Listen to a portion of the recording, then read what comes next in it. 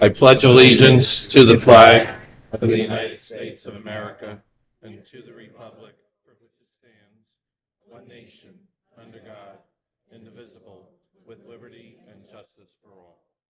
Thank you. Madam Clerk, may I have a roll call, please? Councilwoman Miriam Cohen, let the record show that Councilwoman Cohen is absent this evening. Councilman Charles DePiero. Here. Councilman Michael Markell. Here. Councilwoman Rupa P. Siegel. Here.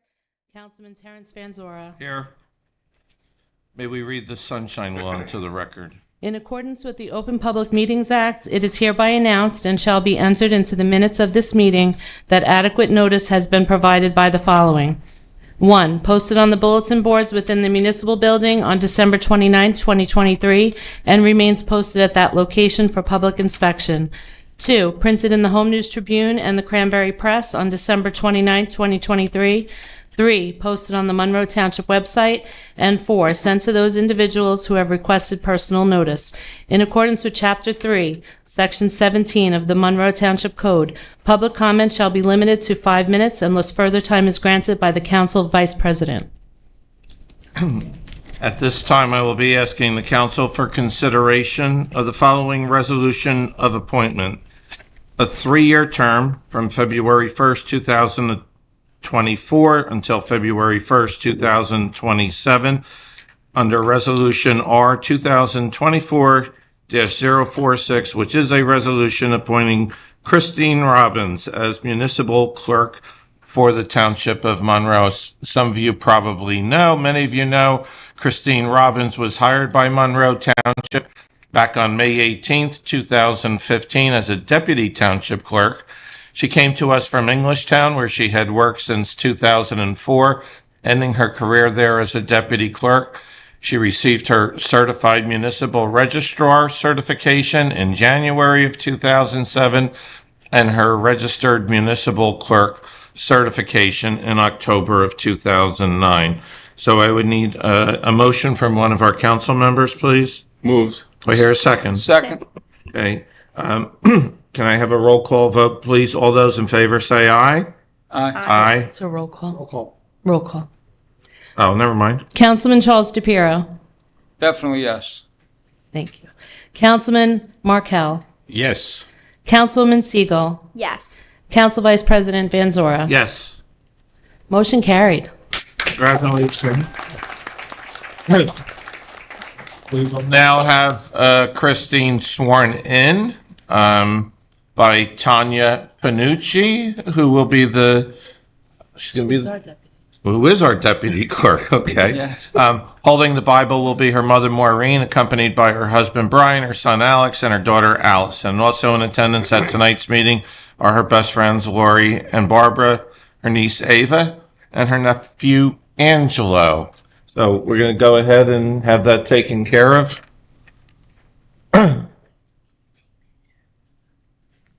You know, you Bible holders and guys, come on up.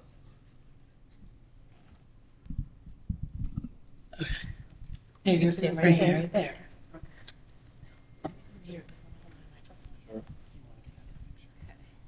Christine, left hand down, right hands up. Ready? You will Ready. repeat after me.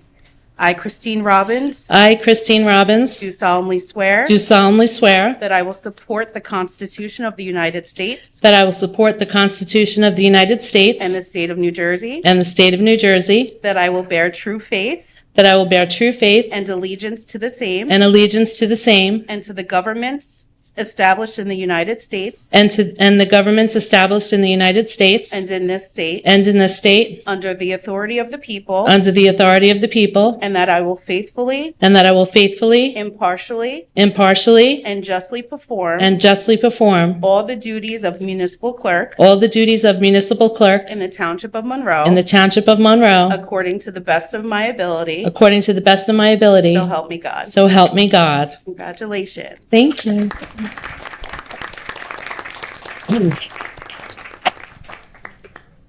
Right. At this point, I would ask any of our council members who would like to say a word or two to go ahead. I'll start on my left with Rupa Siegel.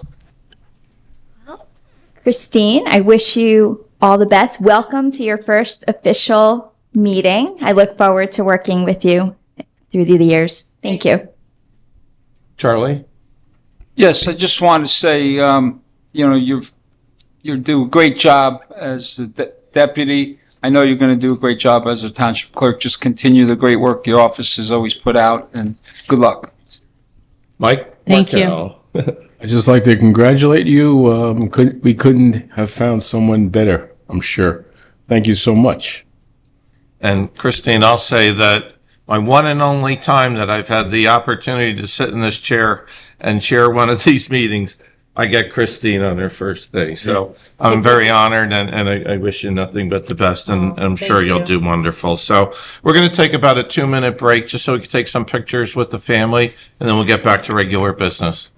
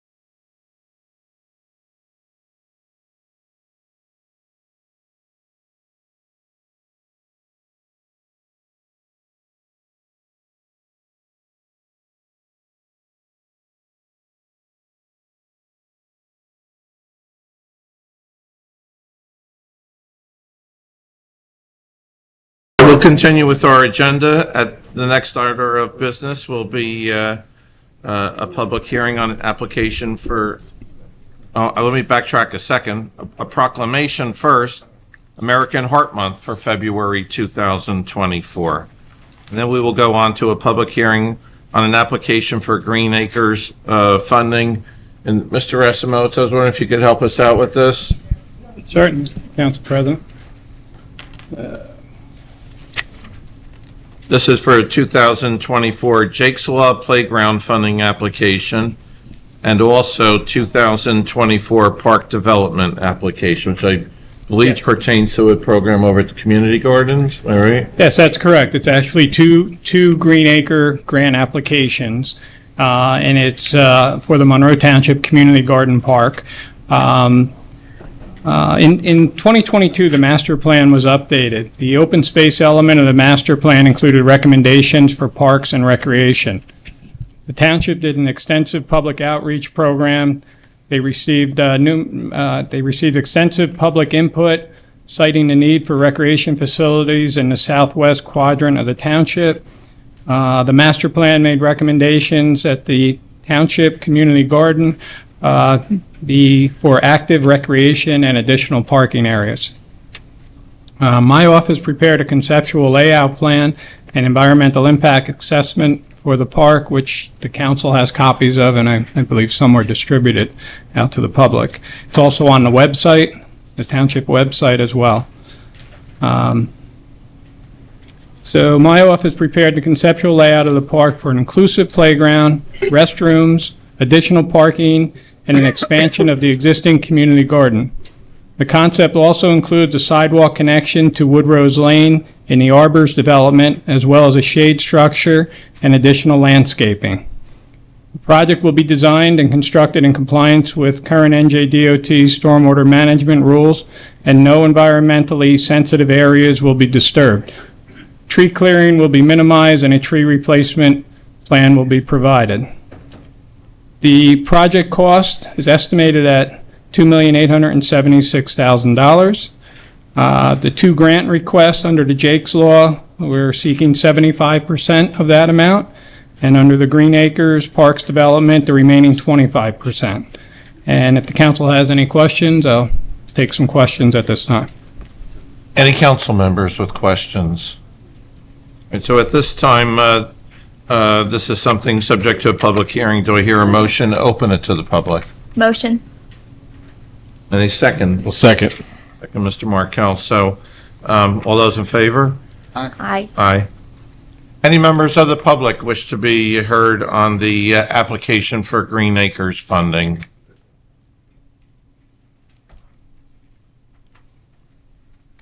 Mr. Busman, welcome. Welcome. Nice to see you. Gary Busman, 7 Monarch Road, obviously Monroe, New Jersey. Welcome. As a member of the garden, being its a treasurer, and also a member of the Parks and Recreation Board, I commend the town for seeking this grant. There are no parks in the southern part of the municipality. This is going to be a wonderful improvement. It's something that the community will appreciate and enjoy for a very long period of time. Thank you so much for obtaining these funds. Thank you. Anyone else? Come up. You know the drill. Name and address for the record. Lucille Panos, 1208 Sealandero Plaza. In this, is there going to be like a compost pile? Is there going to be a compost pile? Council President, the compost pile is part of the gardens. They currently have a compost pile, and that's not being disturbed as part of this project? Not disturbed. I in addition to it, I'm a big You want composter. more compost? Pardon? You want more compost? Yes. I don't know if that's part of it. Well, maybe Certainly I it's something we consider can it. take a look at, but again, that is part of what the gardens community is doing out there now. They are composting. They have a really good program as well. I just want more. All right. Well, thank you. Thank you for your input. Anybody else want to be heard? Okay. Hearing no one else, can I have a motion to close the public portion? Motion. Second? Second. Second, Charlie. All those in favor? Aye. Moving along on the agenda, we now have ordinances for a second reading at February 5th, 2024 regular meeting. Yes. I will ask our new clerk to do the honor of reading these ordinances for second reading. Ordinance 01, 2024, 001, Supervisory Personnel 2024 Salary and Wage Ordinance for Monroe Township, Middlesex County. Ordinance 01, 2024, 002, Bond Ordinance of the Township of Monroe in the County of Middlesex, New Jersey, appropriating $2.5 million expected to be received as a grant from the State of New Jersey Department of Community Affairs to supplement the $2 million appropriated by Bond Ordinance 06, 2023, 022, finally adopted August 7th, 2023, to provide for improvements to the police building and the expansion of the parking lot. Okay. And then we have our ordinances for introduction tonight. Ordinance 02, 2024, 003, an ordinance of the Township of Monroe in the County of Middlesex, New Jersey, to authorize a conservation restriction agreement for real property known and designated as Tax Block 60, lots 28.4 and 28.4 Q Farm, also known as 330 Schoolhouse Road, on the official tax map of the Township of Monroe for open space. Ordinance 02, 2024, 004, bond ordinance providing for various capital improvements in and by the Township of Monroe in the County of Middlesex, New Jersey, appropriating $2,900,000 therefore, and authorizing the issuance of $2,396,640 bonds or notes of the Township to finance part of the cost thereof.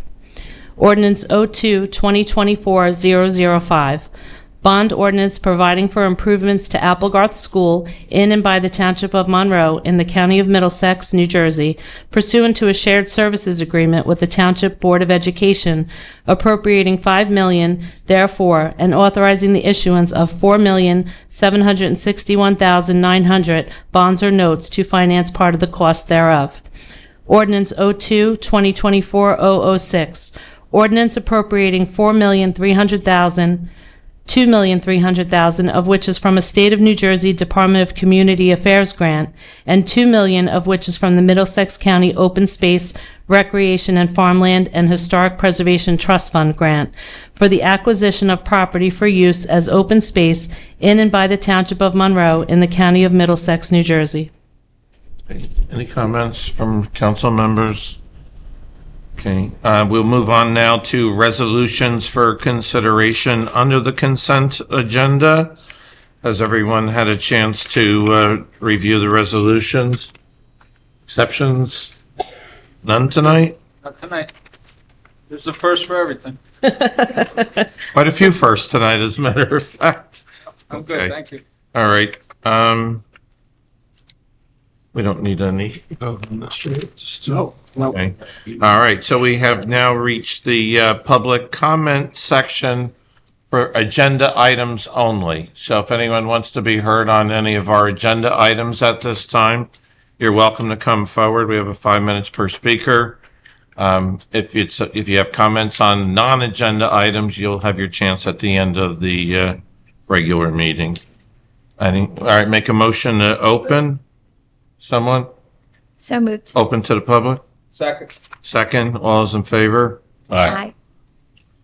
I see one hand. Come up.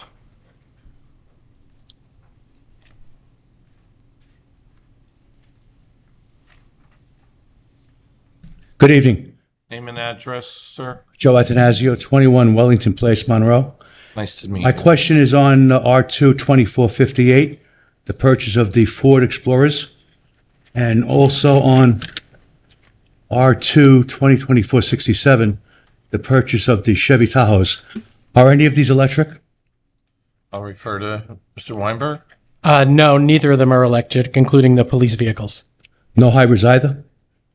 No, we've been trying to purchase, Council Vice President, if I may. We've been trying to find some electric vehicles, but it's been harder to find within the government purchasing process. So they are not hybrids. Okay, thank you. Thank you. Anyone else? Lucille?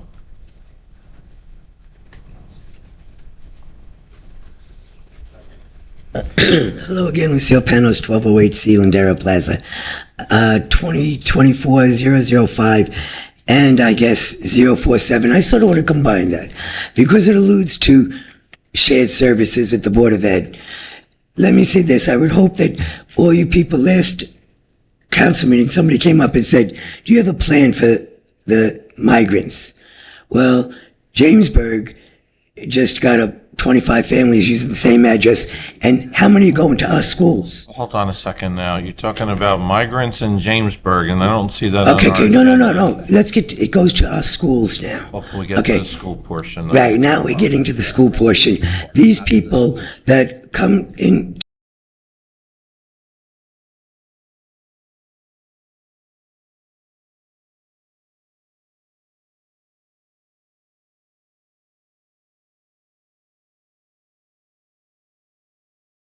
that we have to defend ourselves on. and I see it's environmental, this one particular 65,000. Is that the BFI? What's going on with that? The largest driver of it is. Right, what's going on with that?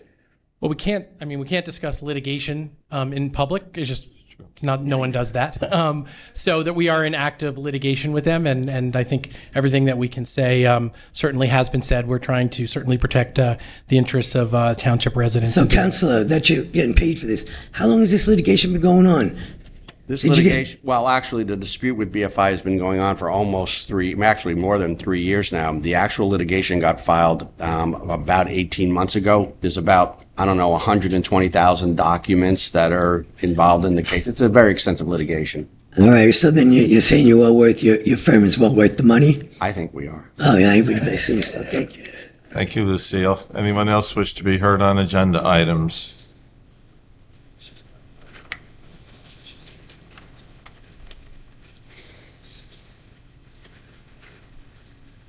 I know who you are, but if you could please state your name and address for the record, we'd appreciate it.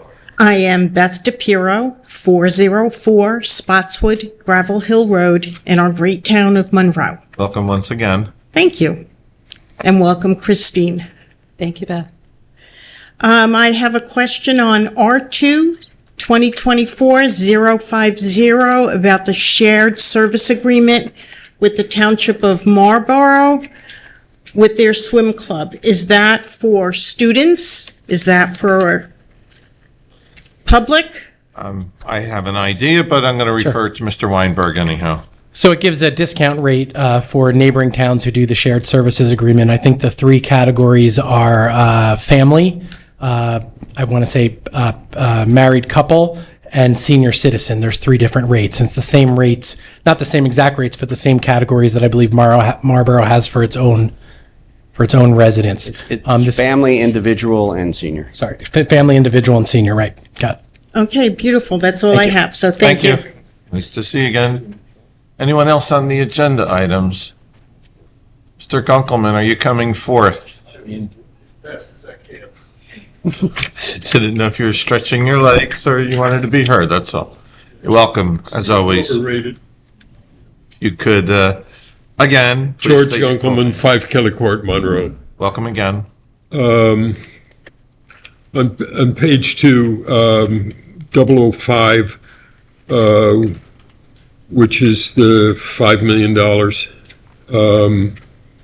Why is this coming from the municipality and not from the school district? Which one are we talking about? Page 2. Yeah, but which- 02 Ordinance. 204 005. Ordinance 2024-005. Alan, that's the 5,000. 5 million, yeah. 5 million. 5 million. Yep. So as I understand, and hopefully I get this all correct, the school district was fortunate enough to win what's called a regular operating district grant, something that doesn't happen a lot. I think it's been about 10 years since the state gave out grants to what are called regular operating districts. They put in an application for a $10 million project, and they were awarded a $4.05 million grant from the state. They also received, I believe, a $1 million grant as part of the last budget. So I believe they have $5 million, give or take $50,000. And in order to move forward on the project, they needed an additional $5 million to match that what is essentially $5 million in state money. Without that $5 million, I would imagine that the money could potentially go back to the state or what have you. I don't believe that the school district, and I can't be a complete expert on this, has the ability to raise that money themselves within their budget. Obviously, so we can do that, and this becomes an opportunity to keep important grant dollars within the township that were successfully won by the Board of Ed and ultimately save taxpayers money in the long run. Got it? Yeah, got it. Basically, Yeah, they're I getting $5 million, understand but we gotta perfectly put in what's going another on $5 here, million. but here's the issue. The school district is a separate entity, yes. and they're not matching the grant that they applied for. We're matching it for them. The reason they don't have the money is not because they didn't look around in their budget, is because they can't get the community to support them in their actions in a bond issue. Well, I'm not going to speak for the school Well, board. no, I we've don't know gone that through the that's bond case, issue. It but- went down. It's history. It's But- not speculation. It's history. Well, I will add one thing. But it's a dangerous territory for us. I'm in favor of education. I'm in favor. This is an opportunity that I think we need to cash in on. But let's be clear here. The school and the school board in particular needs to find it in itself an ability to communicate with the community to get its support, rather than to come to the municipality and say, bail us out because we don't have community support. And I don't think that's where we want to go. I mean, we have separate budgets, and now we're crossing over into there. And I think it requires a hard look, but I'm not saying pass up the opportunity, because in the end, it will be a tax-paying thing, tax-saving thing for them. But pouring $10 million into Applegar School is probably not many people's idea of money well spent. But Thank you. that's why it didn't pass in the first Thank you for your place. opinion. I appreciate it. Okay.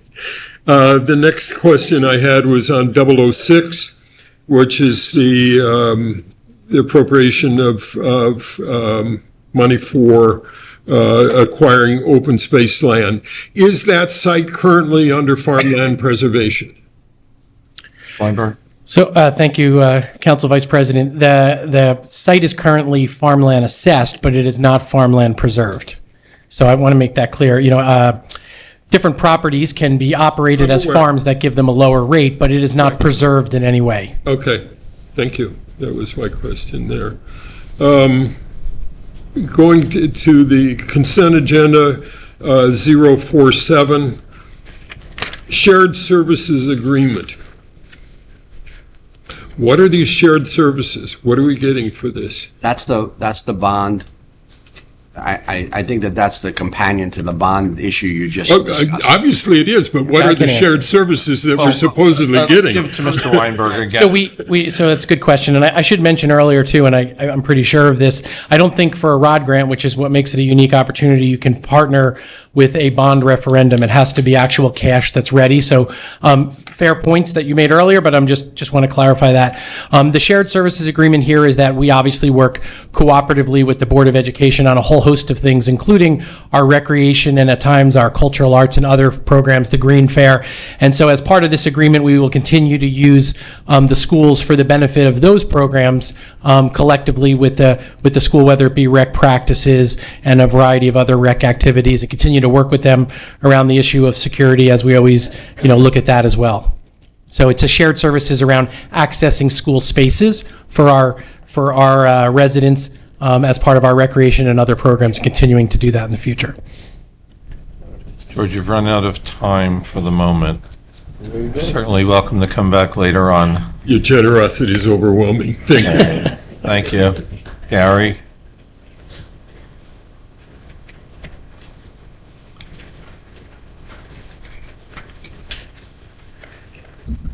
Gary Busman, 7 Monarch Road, Monroe. I want to pick up on what Mr. Gunkelman just said. The Board of Education is an entity unto its own, therefore responsible for its own well-being, raising of financing, spending of money. So, as George said, it's a known fact that the residents of Monroe don't want to spend any money for more education. They've been 2 budgets, they've been voted down. Every referendum that they've put forward has failed.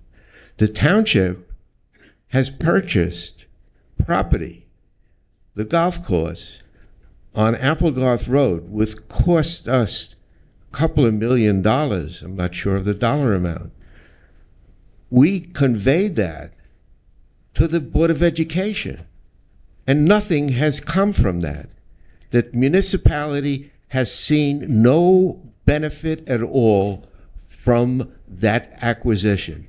Just like the $5 million that we're talking about now, I voted positive on every education budget that's been put forward. So it has nothing to do with education as it relates to us children. We need to be cognizant of fiscal responsibility to the residents of this town that pay taxes to the fire department, the Board of Education, and the municipality to complete the function and their responsibility to serve our community. Please consider this. We're spending $5 million. You want to spend $5 million to raise $5 million. What are they going to do with the $10 million? Thank you. All right, thank you. You want to respond or not? I understand that there, even Right. if we're not going forward with the same extensive repairs and additions and things at the Applegarth School that may have been proposed, there are still some things that are somewhat necessary in order for the safety of the children. So just to add in, and I'll let the Board of Ed speak to this because it's their application, but I believe it's basically HVAC and roof work that is the significant part of it. And I will reiterate that ROD grants don't happen a lot. And getting a 50% match in any investment is a really great thing for the community. Normally, when you go out to debt service, that percentage of state assistance can fluctuate depending on the type of project and be much less. So this is really a good bang for your buck to get a 50% match from the state, which is why I know the mayor was supportive of this opportunity and moving forward. Anyone else have any public comments on any of the agenda items this evening? Anyone there? Can I have a motion to close the public comment section? Motion. Charlie, second? Second. Second, Rupa. All those in favor? Aye. Okay. Can we now have a motion to adjourn the agenda meeting? Motion. Second. Second, Mike. Roll call? Councilman DePiero. Yes. Councilman Markel. Yes. Councilwoman Siegel. Yes. Council Vice President Van Zora. Yes. Time? The time is 7:06.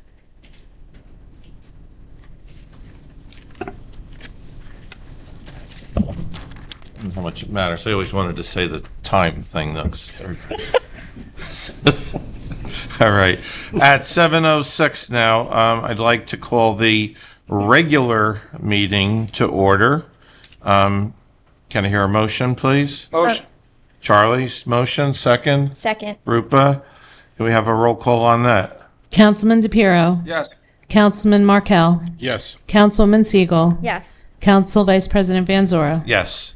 Okay, first, motion to approve the payment of claims per run date January 31st, 2024. Do I hear a motion? Motion. Second? Second. Second by Mike. Roll call. Councilman DePiero. Yes. Councilman Markel. Yes. Councilwoman Siegel. Yes. Council Vice President Van Zora. Yes. We now move to approval of the minutes. A motion to approve the minutes of the following meetings as written and presented. December 4th, 2023, agenda and regular combined meeting. December 20th, 2023, agenda and regular combined meeting. Do I hear a motion? Motion. Second? Second. Roll call. Councilman DePiero. Yes. Councilman Markel. Yes. Councilwoman Siegel, Yes. Council Vice President Van Zora. Yes. We now move on to our ordinances for a second reading. First one, 01-2024-001, Supervisory Personnel, 2024 Salary and Wage Ordinance for Monroe Township, Middlesex County.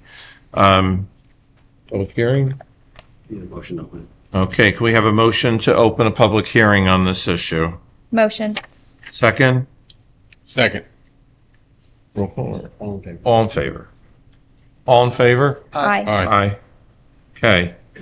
Anyone wish to be heard on this issue?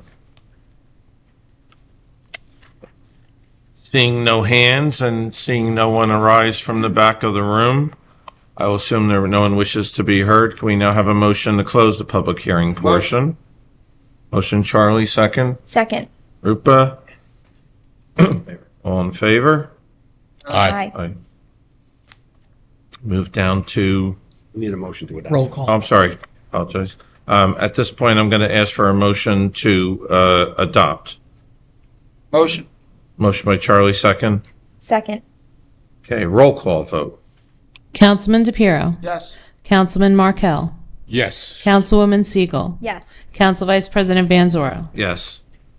Next one is 01-2024-002, bond ordinance of the Township of Monroe in the County of Middlesex, New Jersey, appropriating $2,500,000 expected to be received as a grant from the State of New Jersey Department of Community Affairs to supplement the $2 million appropriated by bond ordinance number 0-6-2023-022, finally adopted August 7, 2023, to provide for improvements to the police building and the expansion of the parking lot.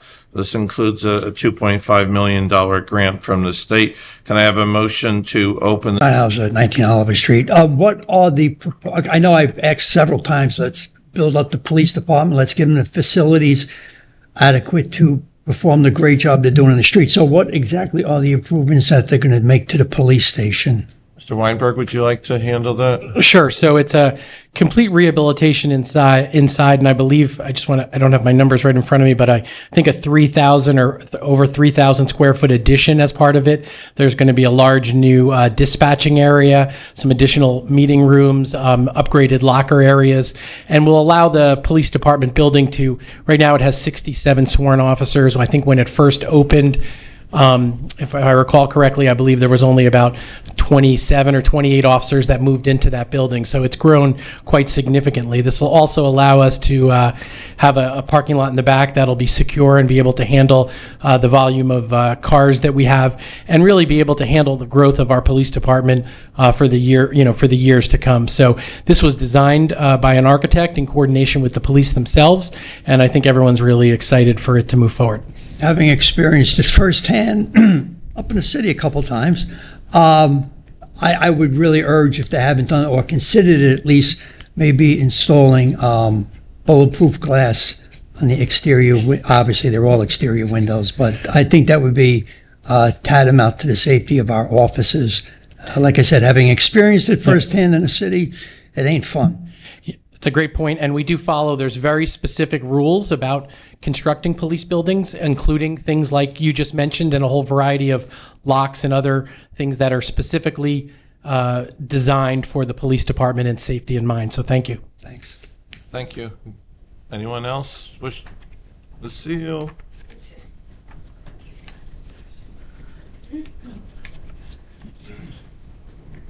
Repeat it all the time, my name? Yes. Lucille Panos, 1208 Sealandera Plaza. I'd like to make sure that you still remember it. In my old town, the police department had a shooting range downstairs. Does this one have?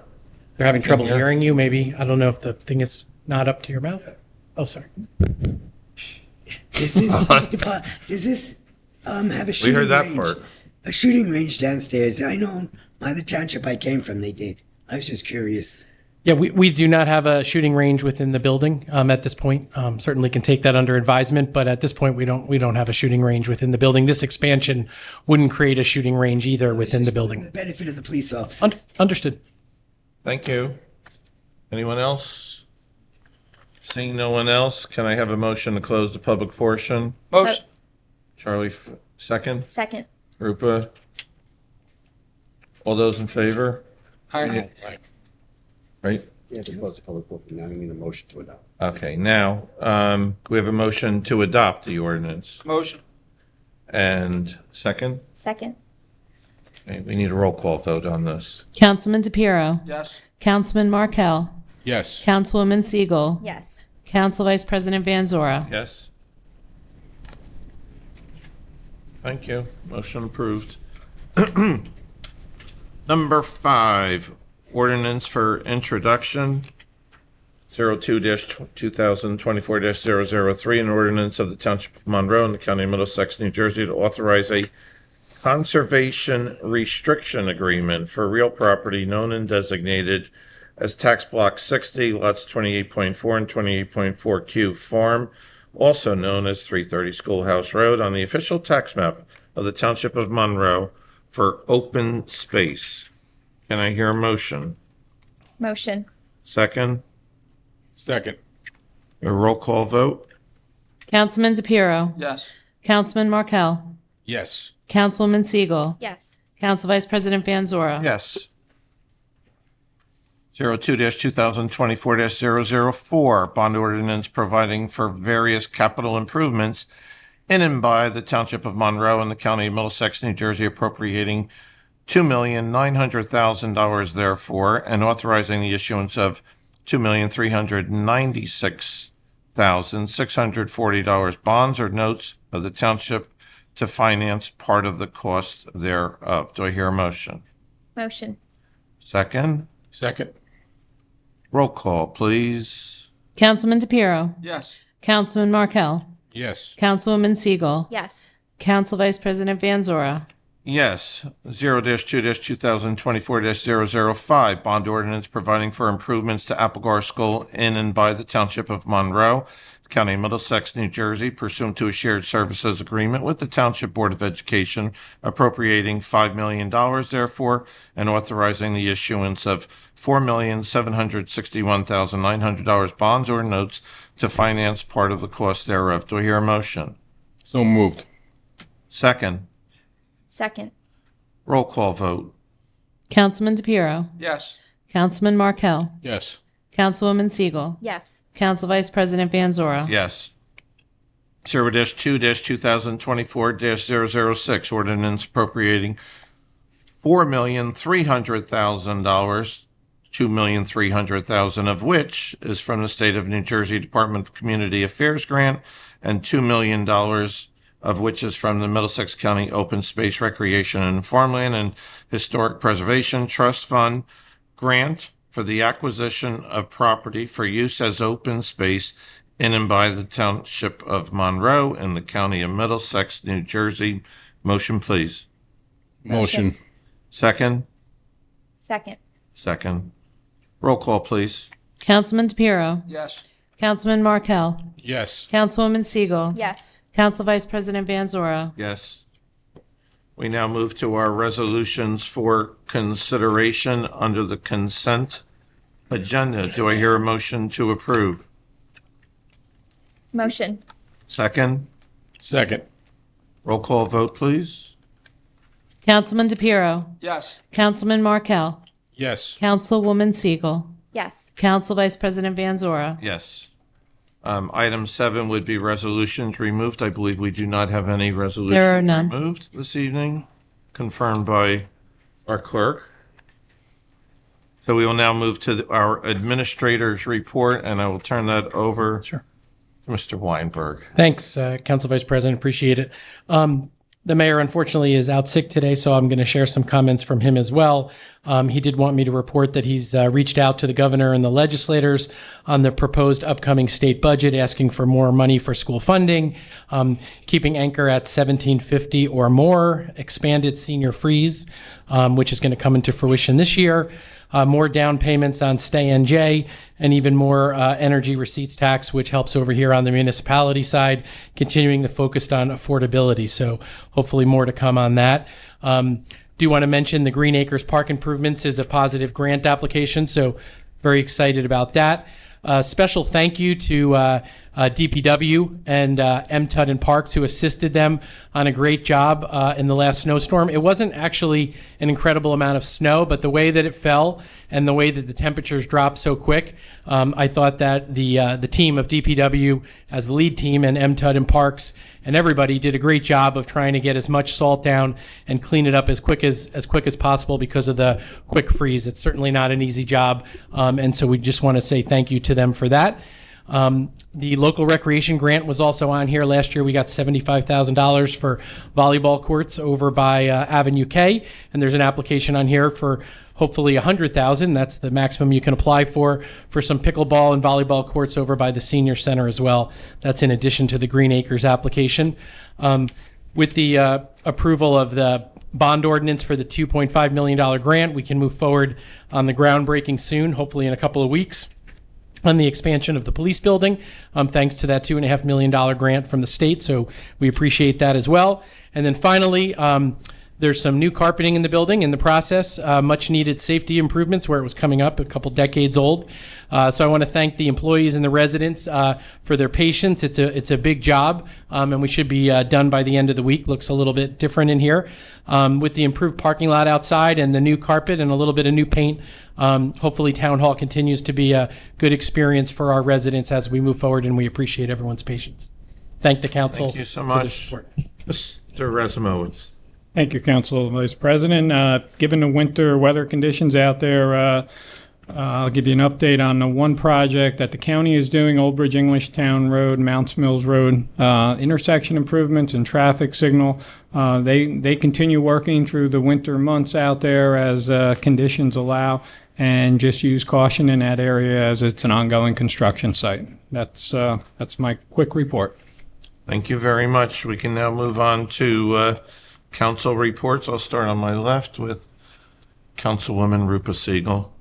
Thank you, Council Vice President. Good evening, everyone. I have a few updates. We had a ribbon cutting ceremony a couple weeks ago, welcoming Joe Bella Hair Salon to the community. So I wish them all the best in their new business. And I echo Mr. Weinberg with thanking DPW, Parks and Recreation, and all the other departments that helped us during the cold weather, extreme temperatures, and the little bit of snow we got.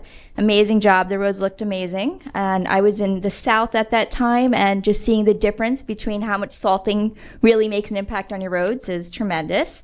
And I wanted to just remind everyone about the Betty Schneider Food Pantry at the Senior Center. I've had a couple people reach out to me asking me where they can make donations for food. So I just wanted to remind everyone we have a food pantry right here in Monroe in our Senior Center.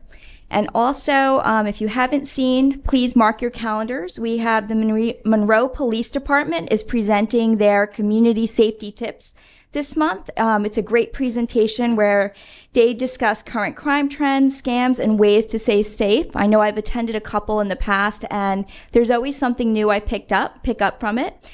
To mark your calendars, it's at the Monroe Township Community Center, room 101 on February 16th at 6:30. And then Monroe Township Senior Center at 12 Halsey Reed Road, February 22nd at 3:30. So please do mark your calendars and try to come. Thank you. Thank you. Mr. DePiero, Councilman, welcome. Thank you. So on the resolutions tonight, we rejected the bid for MTUD for the roof. I was just wondering, I know that was, what's our plan going forward for future bidding, and also are we going to get a quick fix because of the situation with the roof and the animals getting in and all, that type of thing? So what's our game plan with the bidding of the Mr. Strine? Thank you. Thank you, Council Vice President.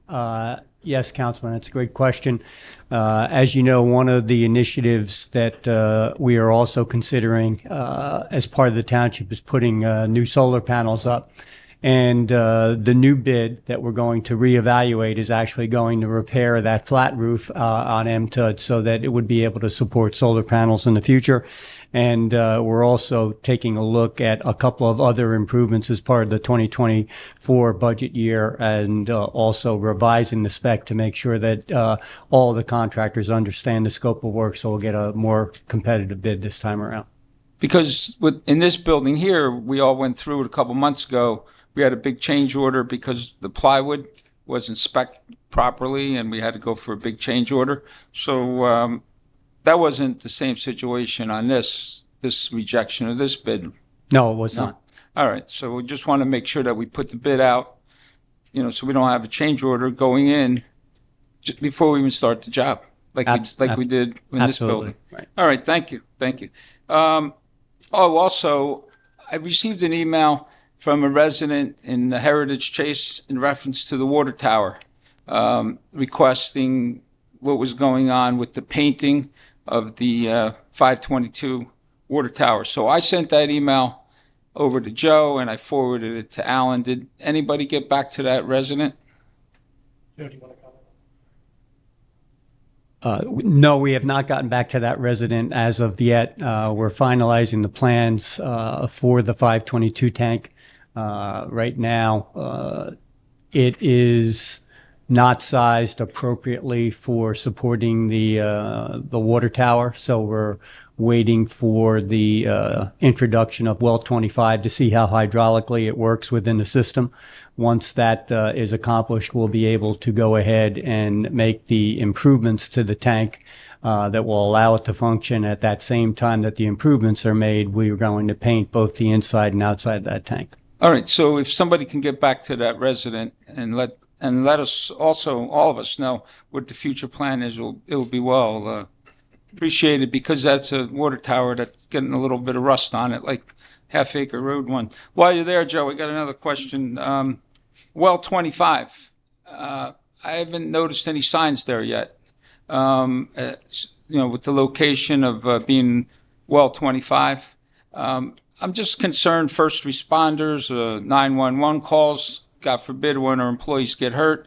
You guys, there's not an address, or there's not even a sign even on a fence. I went there twice today to look. There's no sign at all. There's no sign out on the lawn. It says well 25. I missed it, maybe, but I went twice. I didn't see it.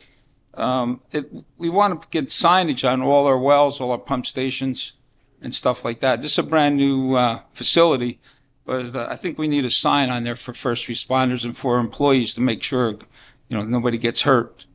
Absolutely. We're subject to appropriate security concerns because it's critical infrastructure. Yeah. Yeah. So I'm not quite, Joe and I haven't had this conversation yet, but we probably should have a conversation about whether or not you really do want to put signage where our township wells are and pump stations for security reasons. We do need to have, or put an address on it. Put the physical address.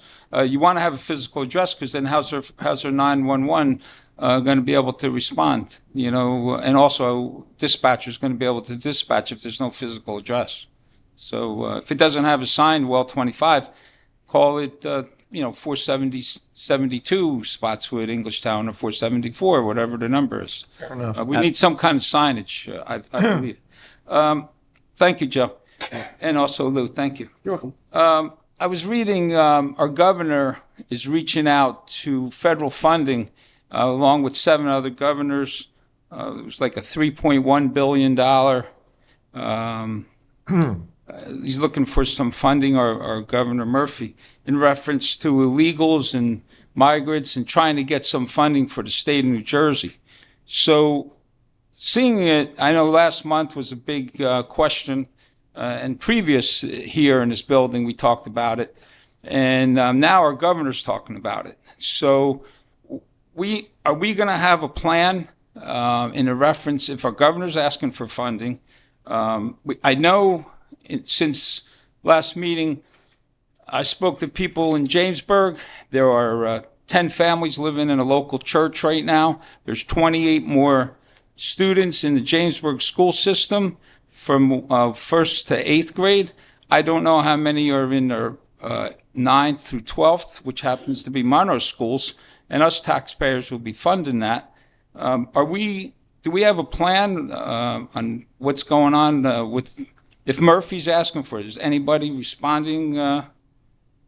Can anybody respond in reference to what the governor's doing? I mean, so I did read a couple news reports on that. I don't know if there's any specifics around what he's doing. I know that there have been some buses that have come to train stations in, I guess, the northern end of town, where people would take the bus hypothetically into the city or into other large cities. I'm not aware of any specific plan for towns or suburban towns on how anyone would handle such a situation. We certainly don't have in Monroe any of the services or resources that folks who would need services and resources would normally look for in terms of emergency housing and a variety of other things. As we discussed at previous meetings, we got a lot of phone calls from rumors that everyone would be moving into the New Jersey Training School for Boys. That we asked that question at the meeting of the training school representatives. That is absolutely not the case. They're going to be here for another 4 or 5 years or more. So to answer your question, and I'm not aware of any set of plans. I certainly welcome any input from the council. If they have any ideas of things we could be doing, we'd be careful to use taxpayer resources. Our taxpayer resources are somewhat limited. We don't have those services, and it hasn't been something that has impacted us. And I haven't seen any plans coming down from the state or seen any other Middlesex County towns that I talked to that have done anything in particular. So that's the report that I can basically give. Okay, thank you. It just seemed, you turn the TV on, every channel, no matter what you turn on, and they're all over every state. And being I guess proactive, we have to look at it and say, look, what's our plan going to be? What if? And that's, as a fire commissioner, I always say that's a what if.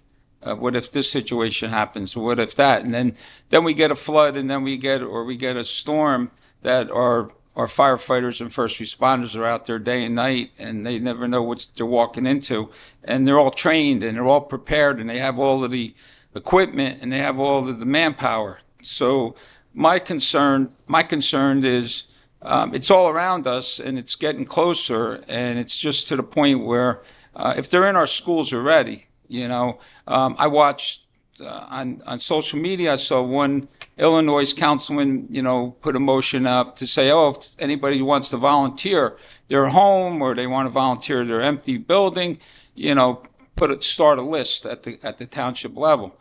So we did have residents come here in the past that said, I have a 1-bedroom, a 2-bedroom, or whatever, and I'm willing to, house some person if they need a home. But I'm just concerned if the governor's asking for it, that we need to keep a close eye, and we also need to keep a plan with our school system, along with their housing and everything. And that's the reason why I brought up that question, because our governor's asking for the funds. Thank you for the explanation, Alan. Thank you. Council Vice President, budget 2024. Do we have any workshop dates scheduled yet? I will refer to Mr. Weinberg. Do we have any I don't have anything scheduled yet. We normally do the introduction in April, at the first meeting in April, and then the approval at the first meeting in May. So that's when the budget would be introduced. And then in May, we'd have a public hearing on the budget as well.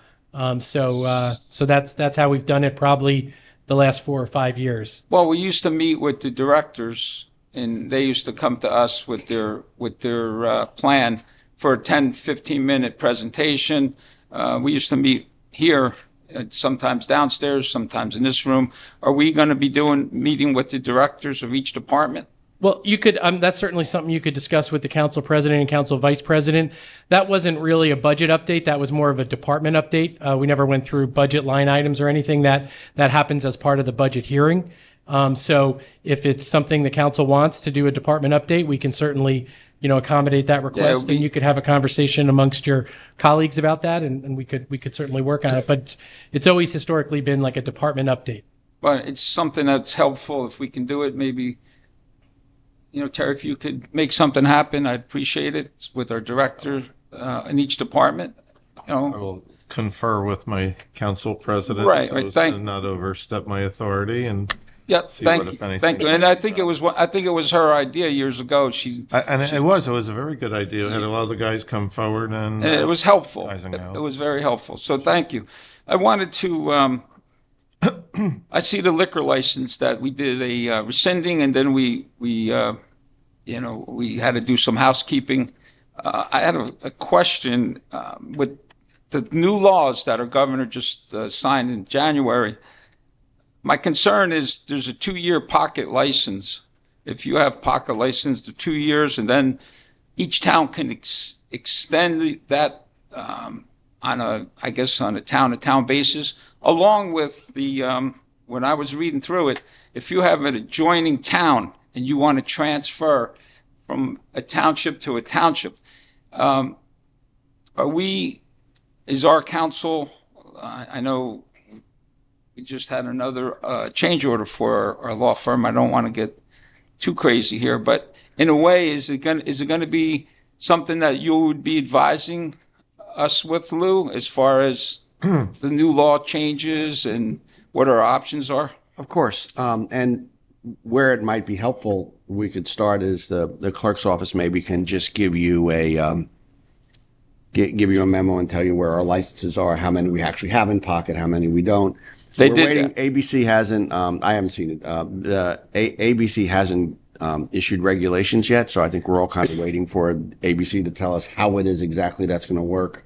Because while it's authorized by the legislature, there really isn't the mechanism in place to explain exactly how those steps are. But certainly when we get them, we'll pass them on to council. And Right. Madam Clerk, if you could forward that to me, that would be helpful, because I actually don't know how many pocket licenses. Okay, I believe we have 21 active license, and they did, Patty and Tanya and Christine, they did send it. I believe the rest of the council got it. I asked for it, and I believe the whole council got it. One of the concerns I have, and I had a conversation with Tanya today, and she was very helpful, so I just want to share this. Garvey's Bar, for instance, we closed on it. It's a pocket license now. Right. So that time would be ticking once we closed on that property, because I asked Tanya today, and the address is still at 405 Spotswood Gravel Hill, which we own that property. So if the governor has that 2-year time ticking, we needed to, when we closed, we should have put them on notice that you need to make your license inactive with ABC. And what I'm concerned about is it needs to be updated. The list needs to be updated. There's a lot of licenses that are pocket license. And now the governor is changing the law, so we have to be prepared. Are we going to give a 1-year extension, or are we going to just give 2 years and follow the governor's recommendation? So these are my questions. I don't know if you want me to answer that. So I know normally the clerk's office handles the liquor licenses, and they can give you any information, I believe, about any current license that we have.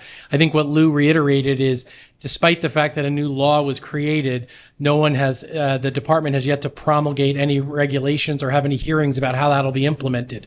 So I'm not sure that clock started. I'm not sure how any of that works until the Alcohol Beverage Commission takes the law and tries to turn it into a series of regulations, which we can comment on and anyone can comment on. So I think we have to let that process move forward. But if there's any questions about an existing license, the clerk's office usually can answer the question under the current rules that exist today for the Alcohol Beverage Commission. Okay, so Alan, the way I understand it, I've been here 6 years now, sitting up here. So every June they get renewed. So it's their responsibility to let us know if they're active or they're not active, the bar or establishment. And they file the documentation with ABC and all of that. But when we purchase Garvey's, we're the owners now. So we know that business is no more, active.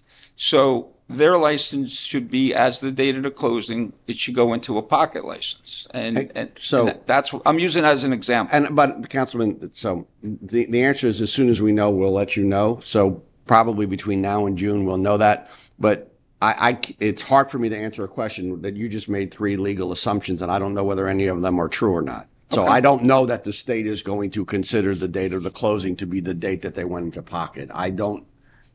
The answer is, as soon as we get the state regulation, we'll let you know. It's a relatively new law. It took a long time for them to hash it out, so it's probably going to take the department a little while for them to get the regulations in place. But as soon as we have it, I'm going to assume that the clock is going to be that before we do the renewals in June, we're all going to know what the rules are.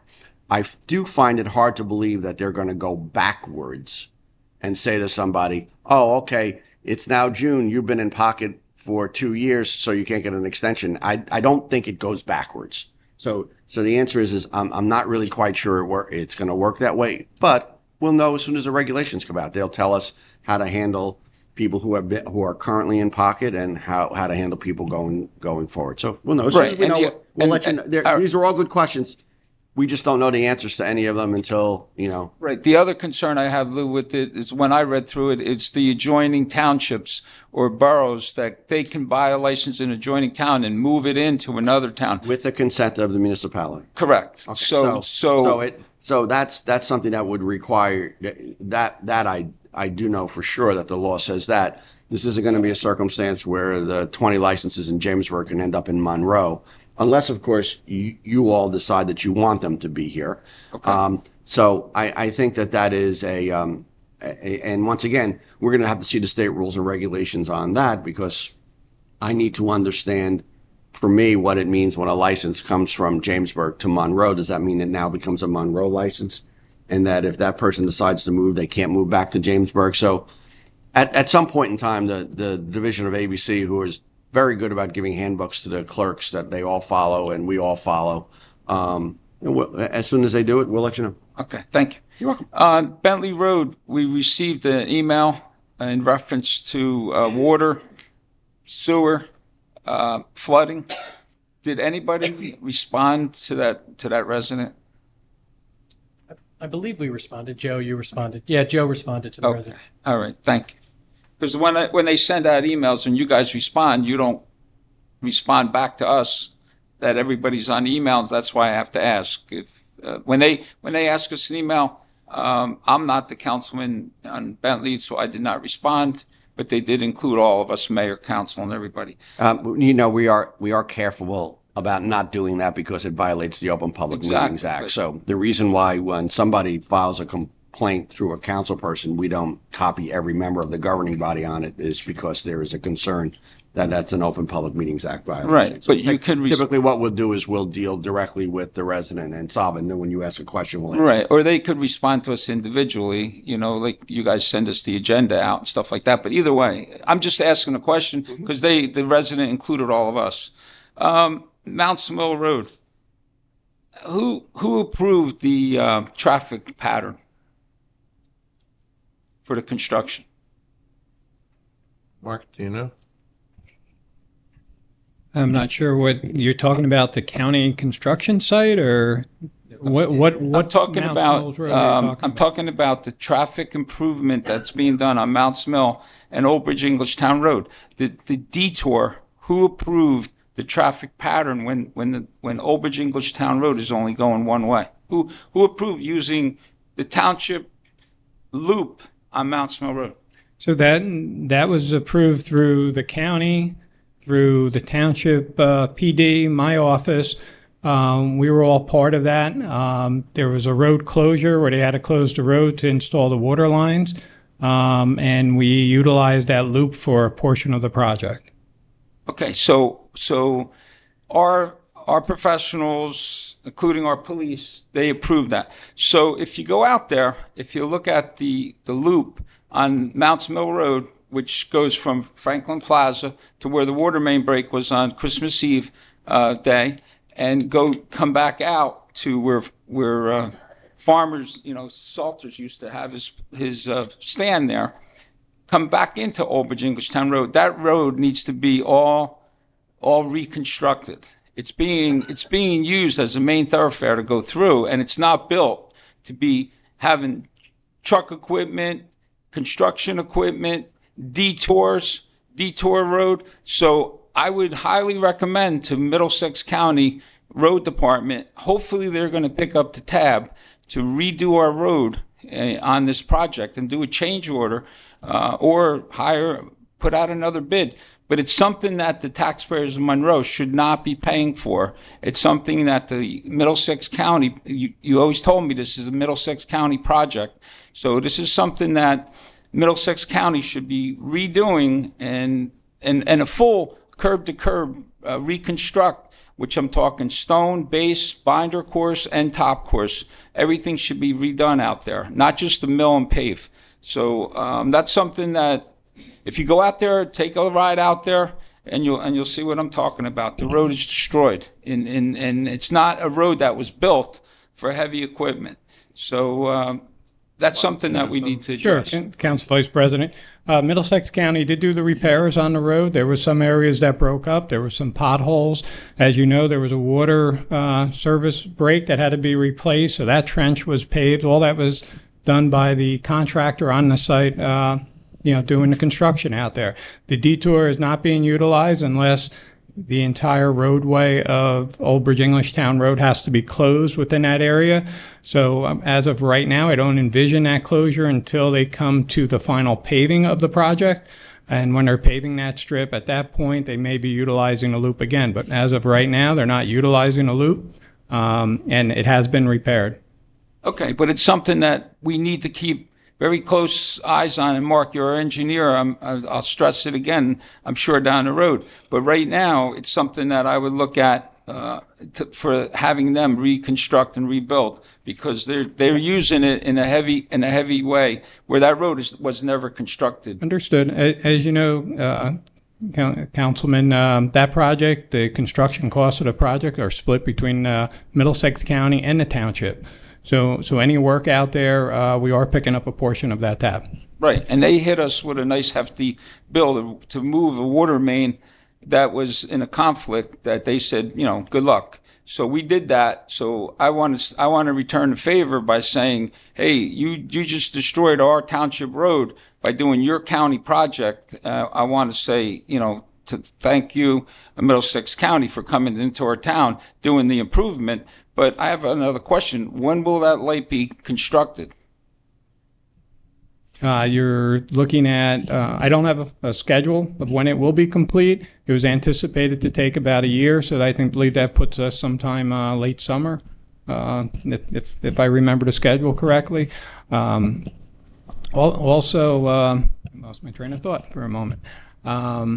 With regard to the agreement that has been agreed to with the county and the shared services out there and the shared costs of the project, the water line, all the water utilities, and as far as gas utilities, all that is responsibility of the utility company. In this case, we own the water lines, and our obligation was to relocate that water line. And we had meetings to reduce it. I believe there might have been some minor changes to limit the amount of work, but yes, we were obligated to do that under the agreement that right, that because was they approved. designed it to move that way. So they designed it, and we ate the design, and we ate the cost of removing that water line. And they did it, and our water company did it in a timely manner, very timely manner. And we work hand in hand. And don't get me wrong, we work hand in hand with the county. Charlie, I understand. I think you made your point well on this. Right. So, and another thing, Council Vice Chair, is this: the light they did by my house, we waited 6 months for the cabinet. So I don't want to sit up here and say, is the cabinet ordered? Because if I ask for the cabinet tonight, you said in the summertime will come and they say, they forgot the light bulbs. They can't get the light bulbs. There's going to be something. So the simple question is everything ordered? Is everything coming? And is the light going to work in 9 months, 6 months? So that's the question that I would ask. And that's what we rely on our professional. And Mark, you do a good job with them. Just continue the work, but just look at that road, and please, for the taxpayers. Right.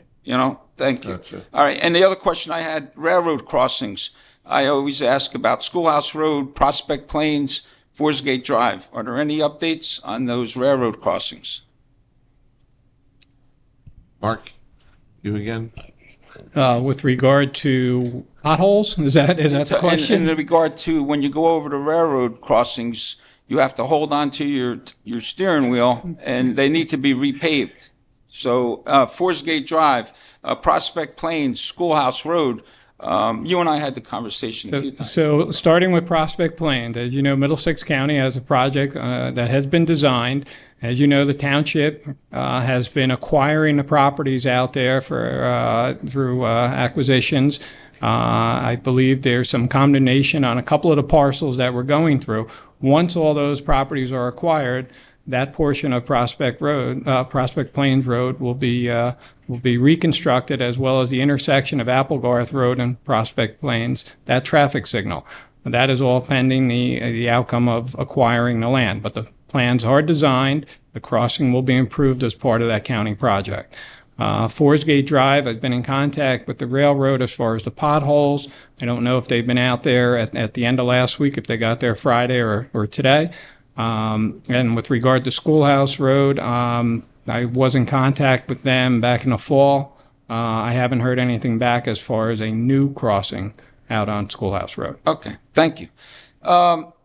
We got a lot of emails this month in reference to the hotline to the BFI. It's kind of depressed to hear over and over that they're still getting odors, and it's depressing to see the emails come by. And I'm sure everybody, when we see it, we feel for our residents what they're going through in the future after all they've been through. So if there's the hotline and nobody responds to our residents from having a hotline, I just don't know what we can do. I mean, in that sense, I mean, without having Lou say, yeah, we're under litigation and all of that, but what are our residents, what other options do we have other than calling the police and calling the fire, which they do? So I put an email out, if I may, Council Vice President. I put an email out to all the residents, and I think you were on it as well, that, you know, two of the best things you can do is, and this is regarding outdoor air, which is obviously much more complicated. As many of you know, historically, when this issue began, we were dealing with what we believed was air coming up through the sewer system into people's homes, if you've been following this issue. And we were able to build a force main that moves the leachate, which is the product that comes from the landfill, directly to the sewage treatment plant without having to go through our open sewer system, so that it would not be possible for leachate to come in through the home. So that was the major focus of that. There are, as you mentioned, a couple of folks who said that they had some unique smells, gaseous smells or what have you, outdoors, which is obviously a lot more complicated because it's hard to tell exactly where something's coming from in an outdoor environment. In my memo, I suggested two places that always, would always answer the phone, or at least certainly get back. One is the County Department of Environmental Protection, which can look into outdoor odors, as well as the NJDEP Warren hotline if someone thinks something is wrong. And as I always put in the email, if someone thinks something is an emergency, you can always dial 911, particularly if you smell something that smells like gas. We are all sort of in tune to know that if you smell something like gas inside your house or around your house, you dial 911 or you call PSE&G and they come out and take a look at it. So those are probably the best mechanisms, and outdoor air is obviously a lot more complicated, and I certainly appreciate the frustration. We do get calls, as you can imagine, from other parts of the area within the town of smells, sometimes on the South Brunswick border with the international fragrance. We get calls from a variety of different areas about smells, which is always a little bit more difficult, but the groups that handle that are the County Environmental Protection Unit and the DEP Warren line are probably the right places to go for that. Right. And of course, I thank you, Alan, for sending that email. Yep. But it's just that for our residents, they're asking, and we can't answer for BFI, unfortunately. And the sign is up and the number's there. If they don't call them, we're trying our best, and Lou's firm is trying to get this resolved. The last thing I want to talk about is Garibaldi Avenue. I did get your email in reference to the gate that we installed. That the gate is, I guess, it looks like it's going to remain open. The gate, the MTUD. right. So I guess the temporary gate, or I don't know if it's a new gate, was put in because we had someone who was this Garibaldi is like a dirt road, for those of you who don't know, off of Avenue K near Old Forge, behind the homes there and between the park and the homes. You can see like a dirt road that goes back heading what I would say Spring is Street. South. Spring right? Street.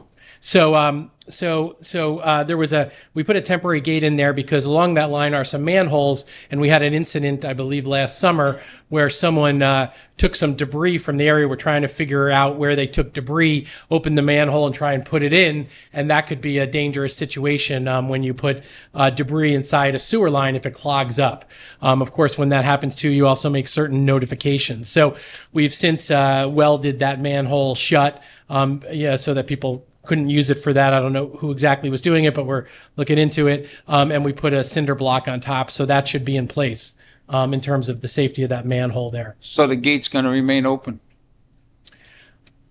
I mean, for the purposes of that sewer system, I believe the gate could be open for that. There's certainly a separate issue. I don't know what you're referring to in particular, but from an MTUD point of view, I believe that issue has been resolved. Okay, but the gate's going to remain open is my question. Well, I think it's a matter that's in active litigation now, so we don't generally take self-help. We're going to let it play through the courts, which is what we kind of always do. But it's our property and we own the gate. We paid for the gate. Once again, it's not always about legal fees, but if you want the township to do something proactive, like sue the property owner in order to stop them from using that property, there's a cost to doing that, as opposed to just allowing this to proceed through the process. When it is resolved, then that issue will be resolved. Unless you tell me that there's some imminent danger that would require us to do something on an emergent basis. That's my question was, are we going to leave the gate open? Because we went through the expense of putting the gate up, we paid for it. I think that the answer is that we don't. The purpose of the gate was not to stop somebody from using their property. It was to protect the manhole. But we've now protected the manhole, so there's no need to keep the gate closed. If that's the question. Okay, so then we spent the money for the gate. We're going to leave the gate open, and we know the vandalism that's going on, and we're just going to leave the gate open. No, we've already secured the manhole cover by welding it shut, so we don't need to have the gate anymore. But we did that twice. We did the manhole, we welded it, the welds were broke. We know who put the debris into the manhole, and I don't know that we do. If you do, you should. We do. Give that to us. Well, if you do and you have proof, we should let us know. I asked for a copy of the police reports, and I didn't get a response yet from that email. But I don't know how you know what we don't know and what the police don't know. So if you know, and I don't. By the way, I don't want you to give it to me in a public meeting. God forbid that you should say something that's not true in a public meeting about somebody. I would prefer that you just provide that information to MTUD or to the police department, because when you say we all know who it is, we all don't know who it is. You might, but you should give us that information offline. But I asked for a copy of all the police reports in the email I sent on Friday, and I will open them because I did not get a response. But it's an act, Councilman. It's an act. You know, you've made enough Oprah requests to know that we're in an active investigation and we have litigation. So you filed an Oprah request. You didn't get the Oprah request, but you know the answer already. So if you have information that's more information than we have, I think you should just share it with the police department. Yeah. So this is not about you getting an Oprah, because you didn't get the police report. So you can't say, well, I got the police report so I could see in the police reports this is who did it, because I don't think we know who did it and you haven't gotten the police reports yet. So if you have information that would be helpful to us offline, I would ask that you give it to. Well, when we had a meeting on Thursday, and I think you were part of that meeting. I was. Right. So we had a discussion on that topic. Correct. And also on Friday, I sent to the chief of police, I requested a copy of all police reports on Garibaldi Avenue in reference to the vandalism. There was it's crickets. Nobody responded. I copied. When did you send that? What day was that? Friday. You sent it Friday, and I'm going to tell you, once again, I'm going to say this again, and I know we're going around and around in circles. It's an active investigation. Correct.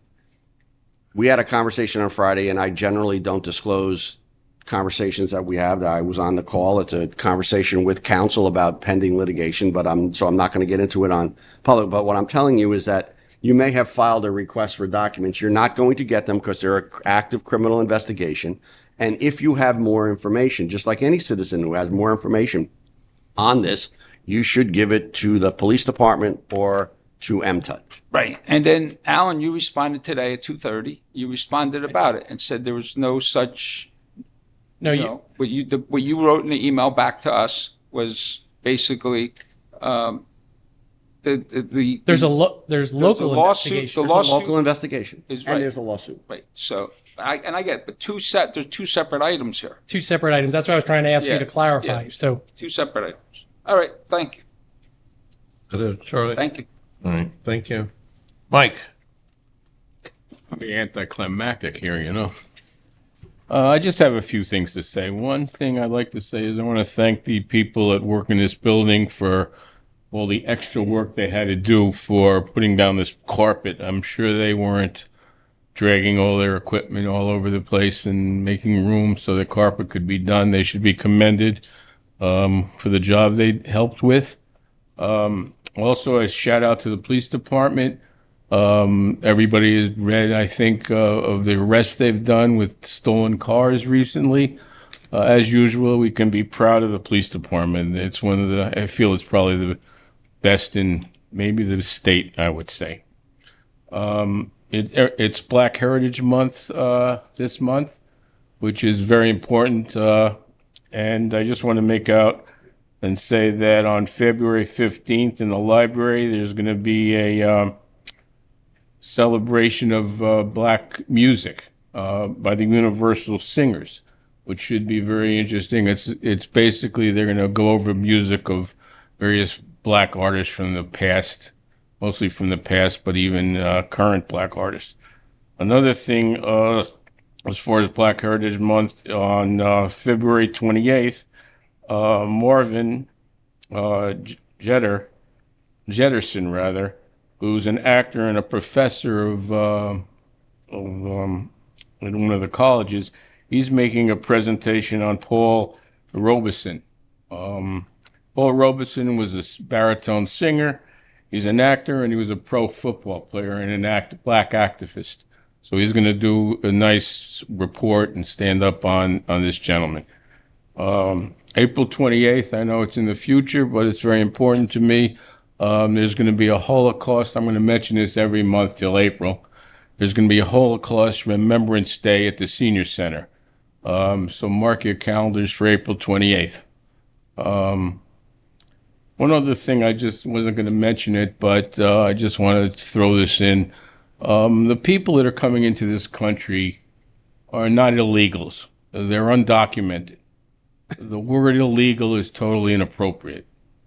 And I think everybody should be aware of that. They're undocumented people. There's no such thing as an illegal person. And I think we should make public note of that. Thank you very much. Thank you, Mike.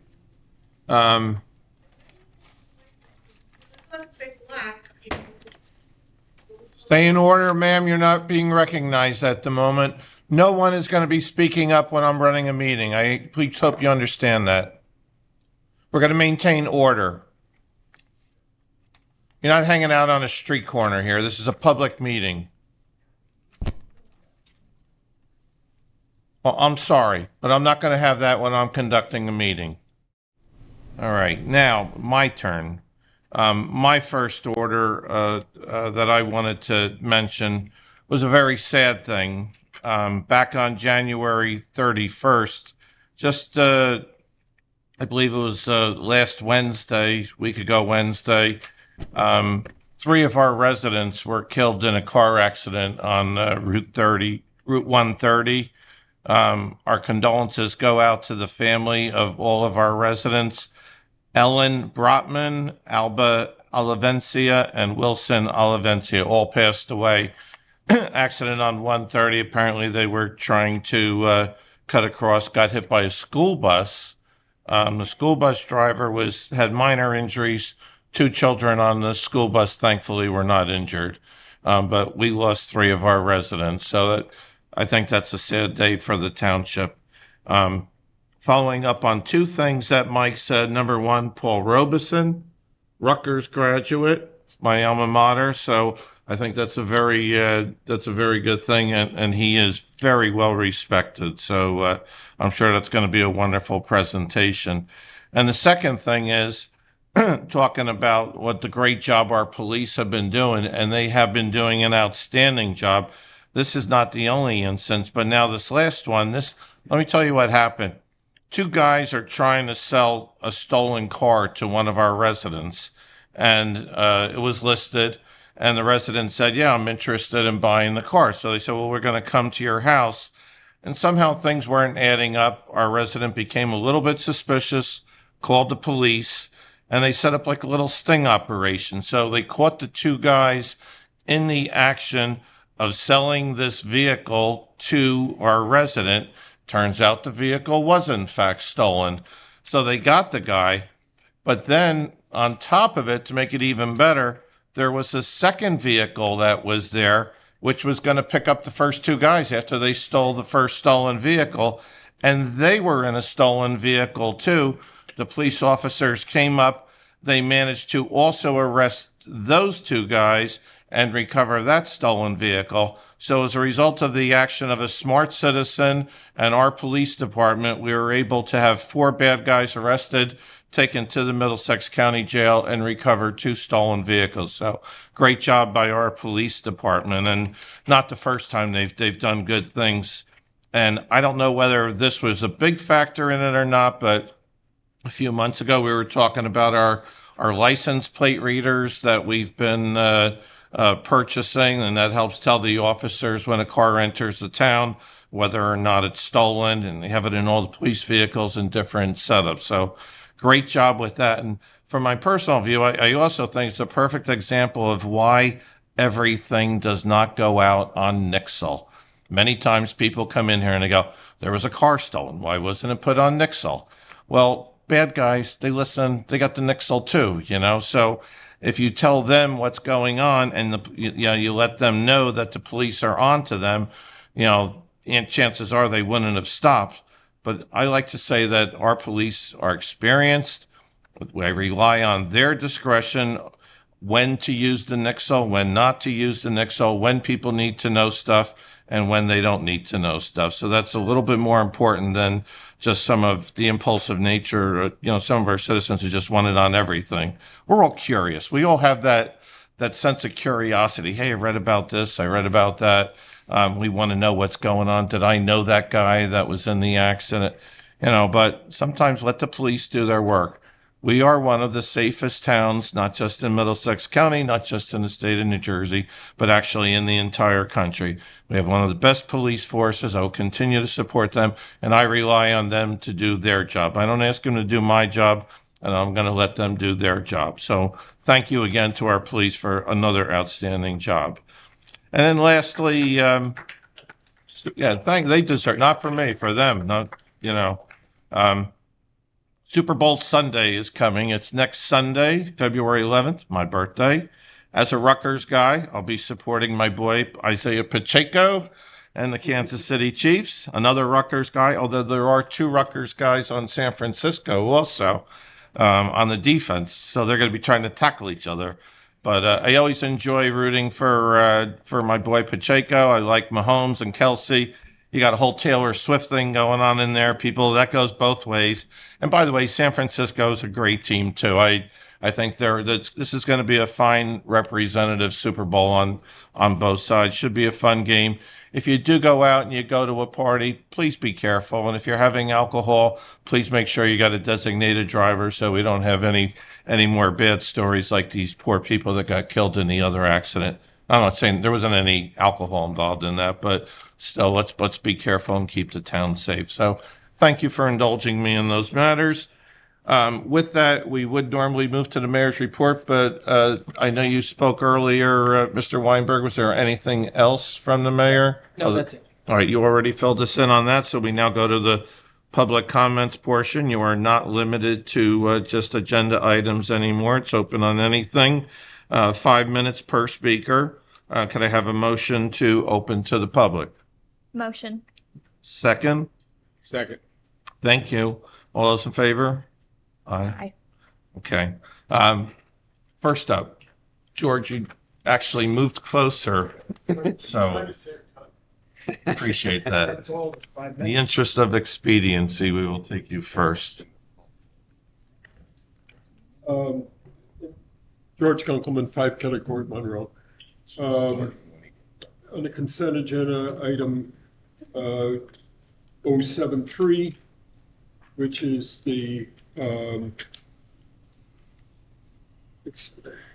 modification to the bid for the thing. Why is this number not included in the item earlier tonight for funding the thing? Why are we doing it now as a separate item? Mr. Weinberg?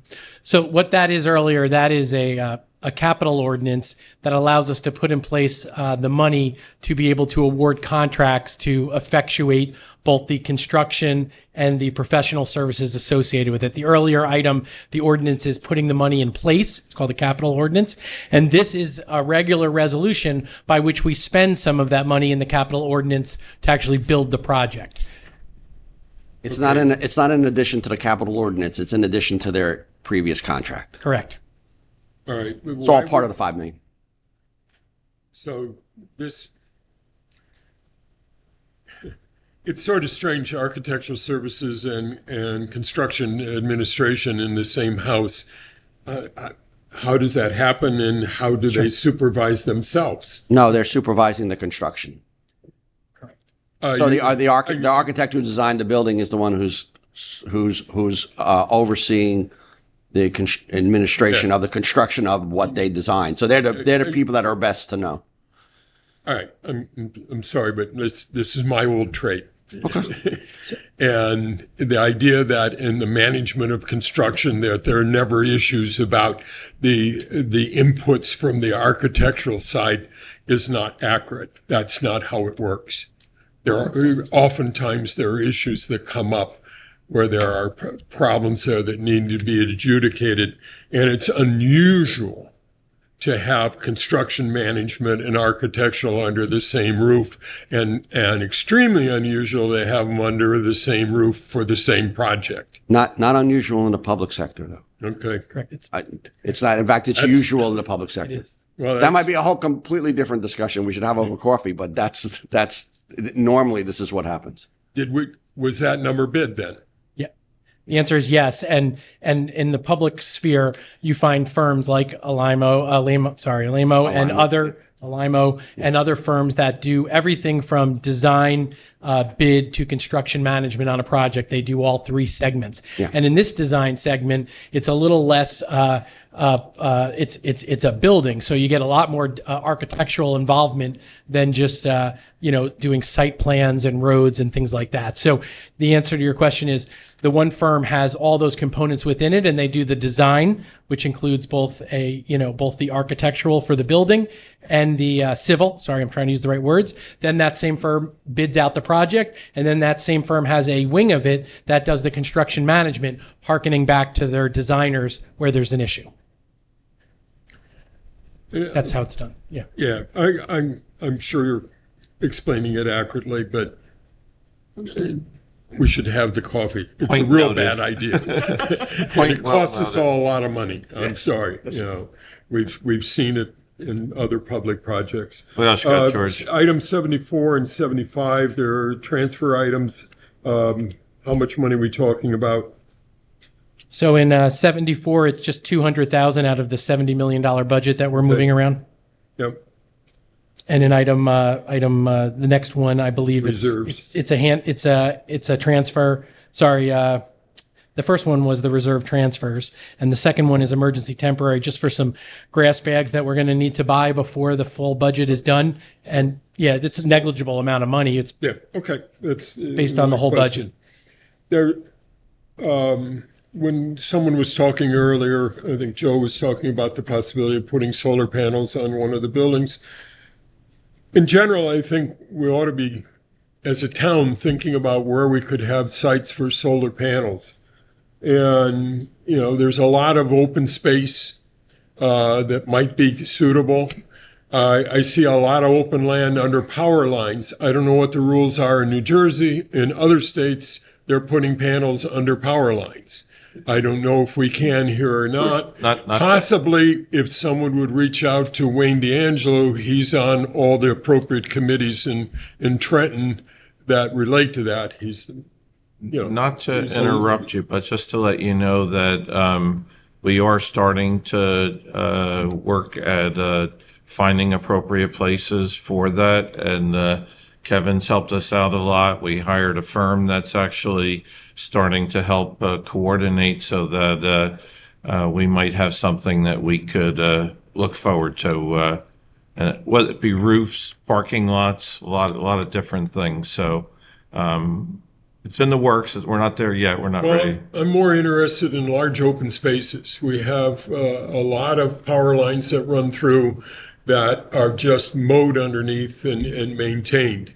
And as I say, I know that in some other states, they're actually putting panels. I mean, and we're talking about acres and acres, not talking another about 100,000 square area feet. of debate, because I personally am not fond of putting solar panels over grass and streams and things like that.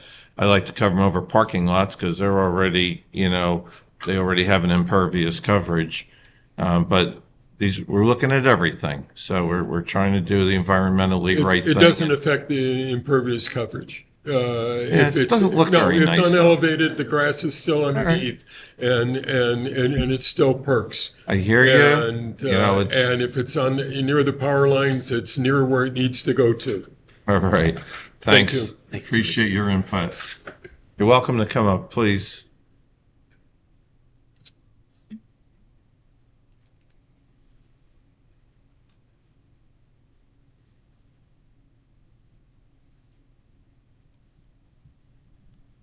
My name is Naomi Holzer, and I live at 453 Bluebird Drive, Monroe.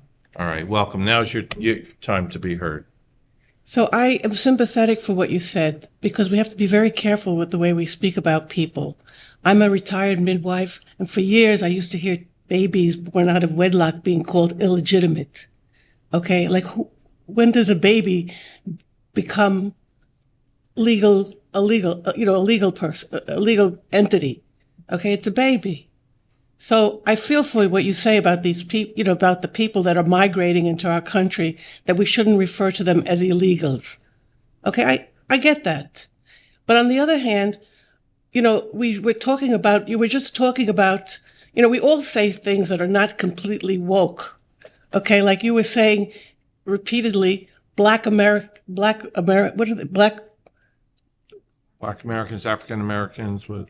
Yeah, but the more appropriate term for somebody who wants to be, hold themselves in high regard for regarding other people, we should be calling it not Black History Month anymore, because it once used to be called,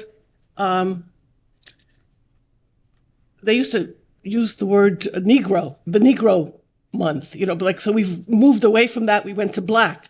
But now we should be more elevated, and we should be calling it African American History Month.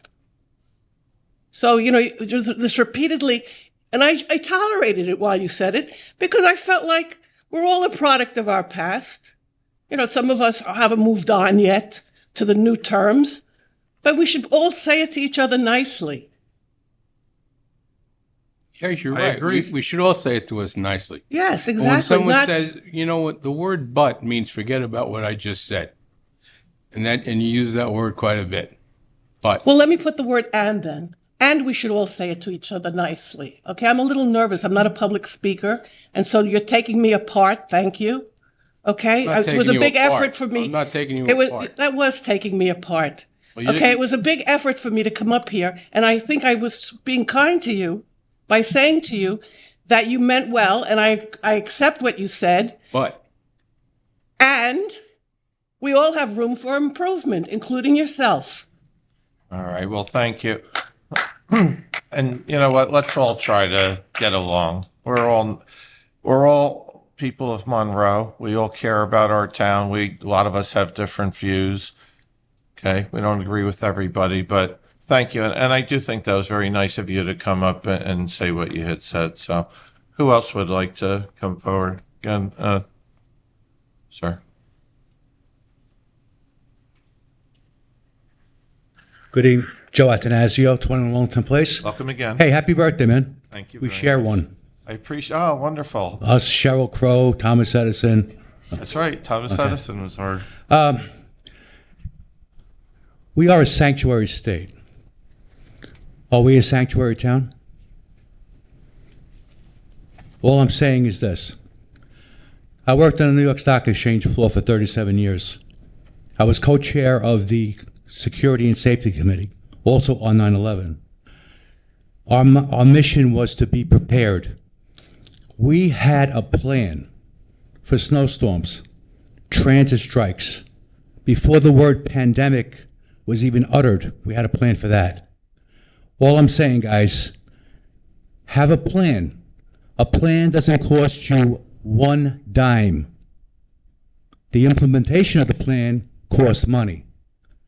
Having no plan costs a lot of money.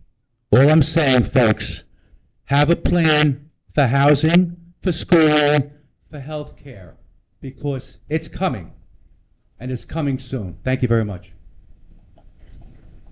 Sir. That mic may have got out. We have to use the other mic. Yeah, use the other one.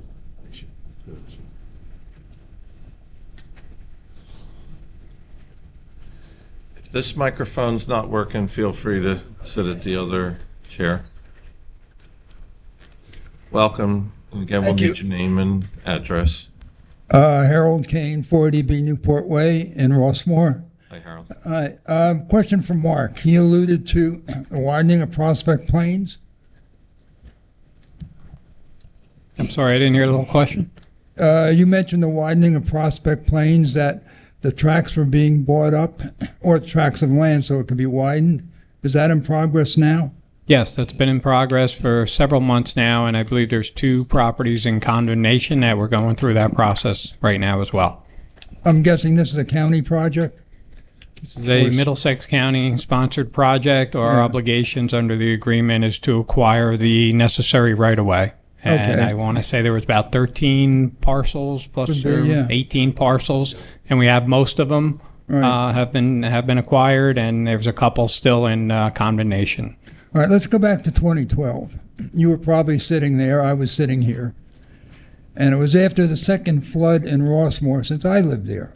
Since then, we've had a third flood. And I brought up the fact that when it was mentioned, this project they're doing, it was like 11 or 12, right, was the first time this came up? You guys weren't here, so you wouldn't have known. But it did come up. Mayor Pucci and Wayne Hamilton were sitting over there. And my comment after the flood was, we can't move water out of Rossmore fast enough to preclude it. Now, this last flood was really somewhat tragic here because Councilwoman Schneider was flooded out. And at her age and the stress, it couldn't have helped.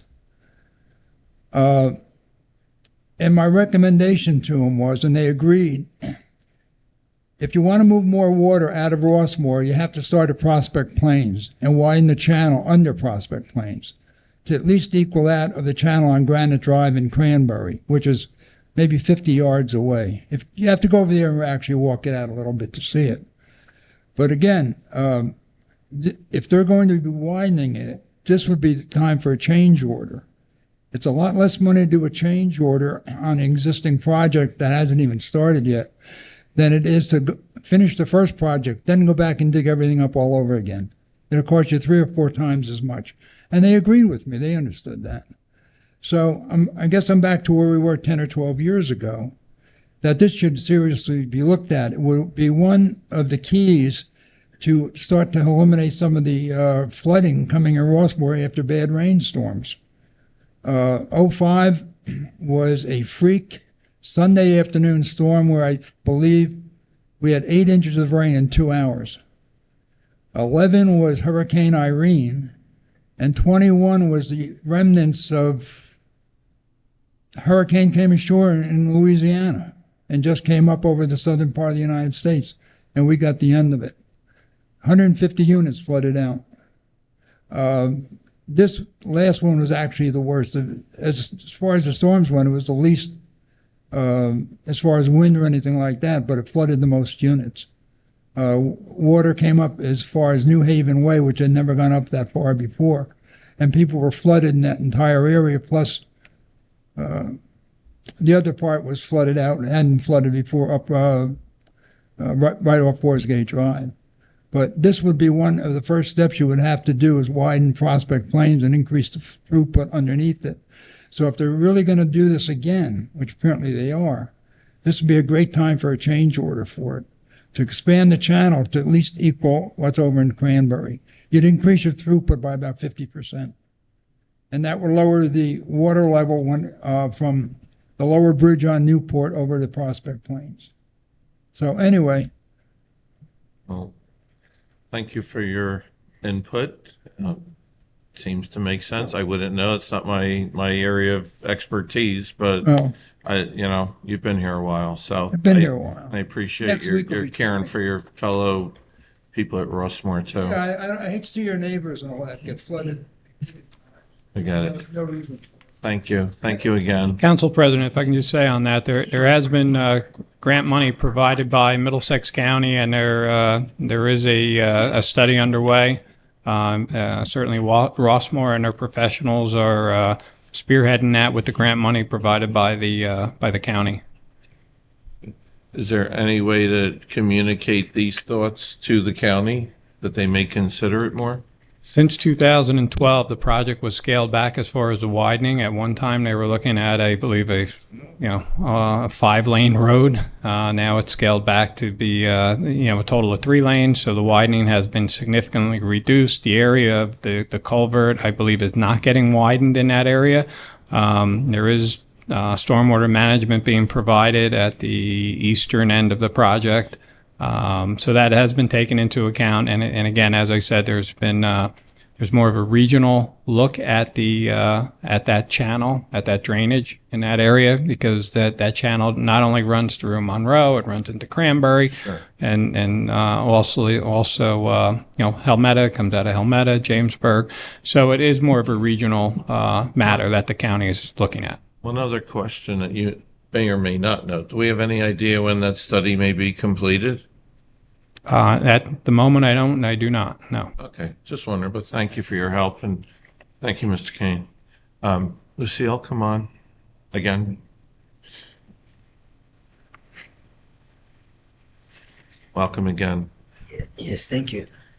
Lucille Panos, 1208 Cilandera Plaza.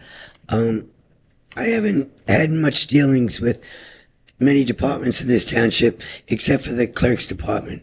I want to say thank you. Hattie, I wish you the best of luck. When I've been politically involved more so, there was never any question. You just did your job and you did it well. You have a nice life. And I think you had a good teacher. You got big steps to fill. Okay, so now this we talked about shared services.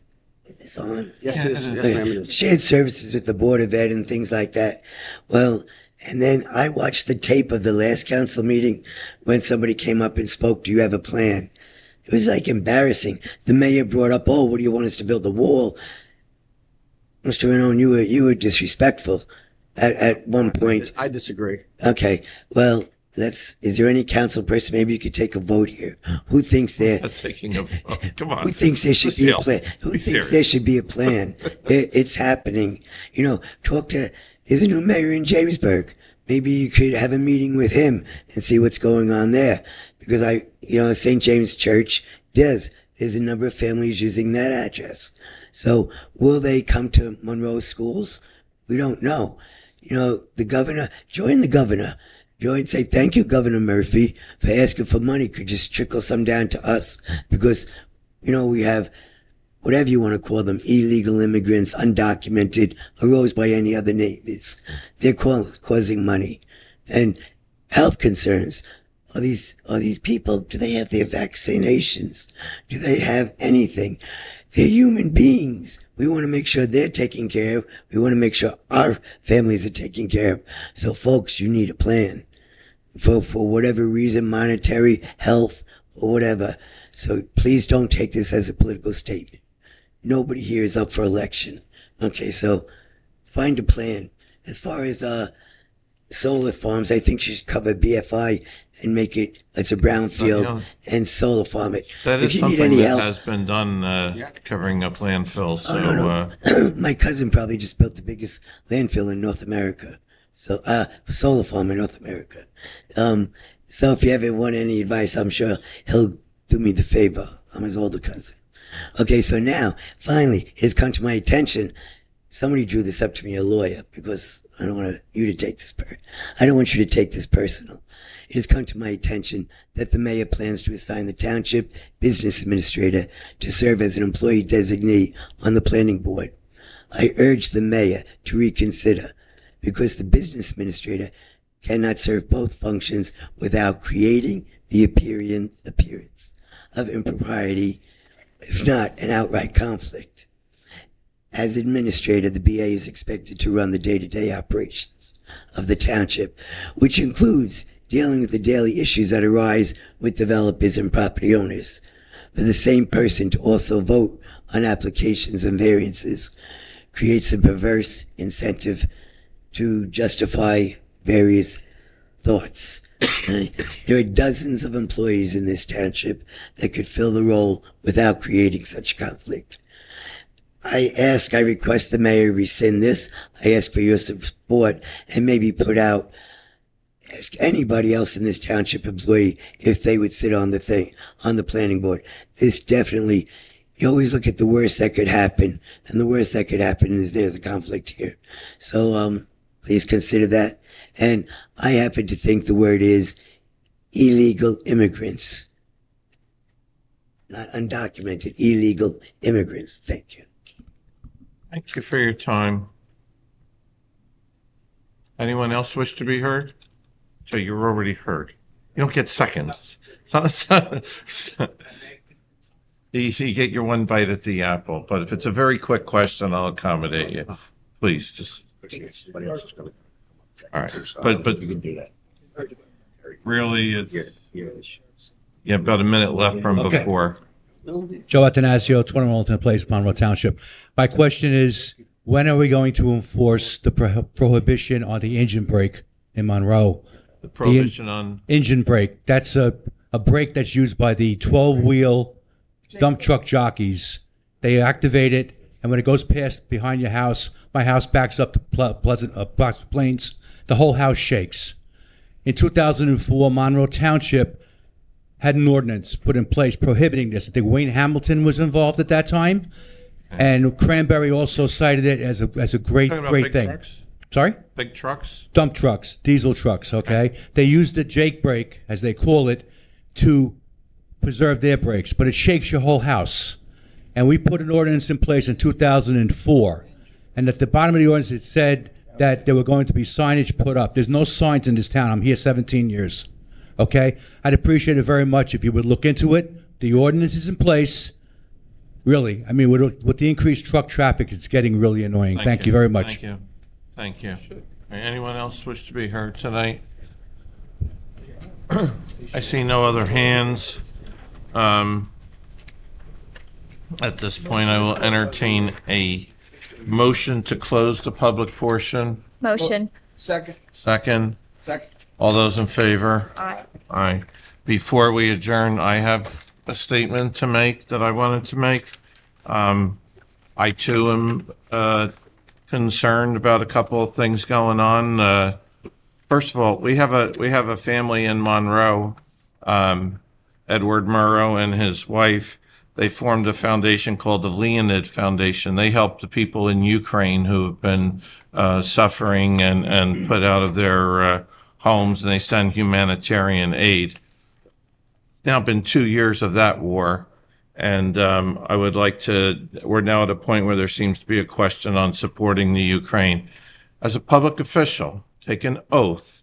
My oath is to uphold the Constitution and try to do what's best, right? Try and do what's best for the country. And I hear that they're withholding the aid. First, they started to say it was because they wanted to wait until there was aid for the border. I understand that because, you know, why help those people if there's other people coming here? I get it. But now I hear that our Senate has put together a bilateral